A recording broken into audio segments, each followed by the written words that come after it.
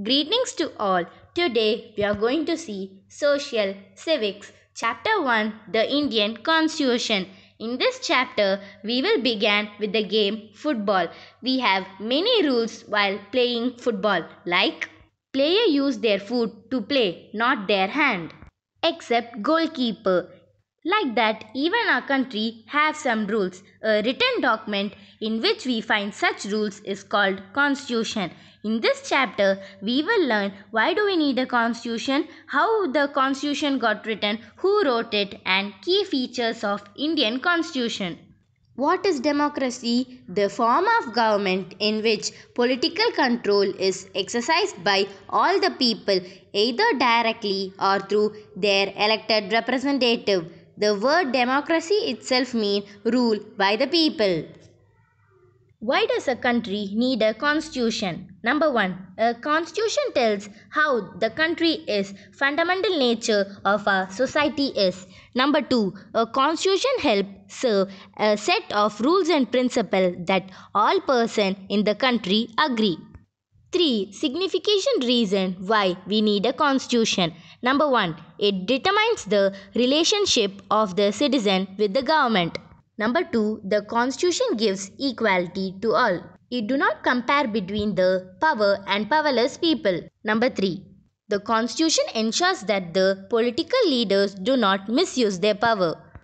The Indian Constitution key features. A group of 300 people became a member of the Indian Constitution in 1946 and had written Indian Constitution.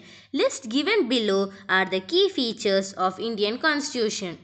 Number 1. Feudalism. This refers to the existence of more than one level of government in the country. In India, we have governments at the state level, central level, and Panchayat Raj in the village. Number 2.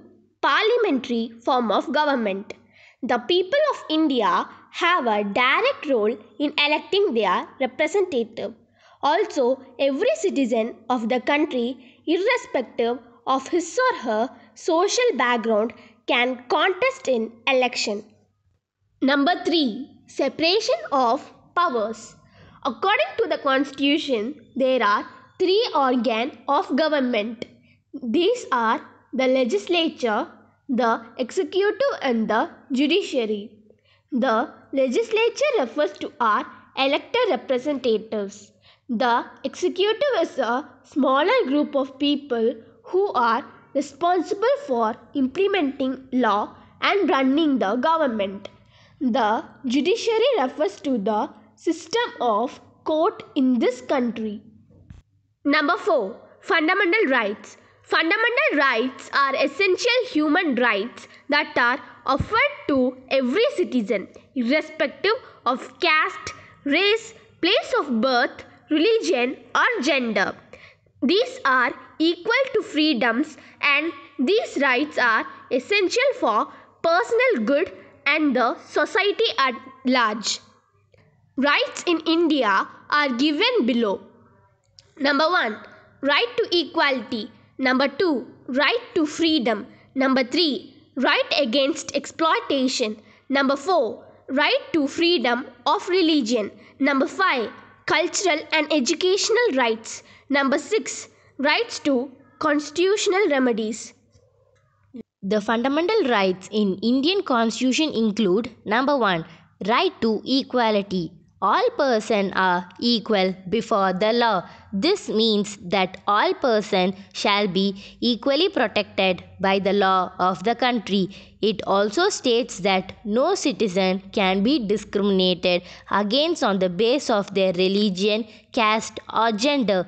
Every person has access to all public places, including playground, hotels, shops, etc. Number 2. Right to freedom.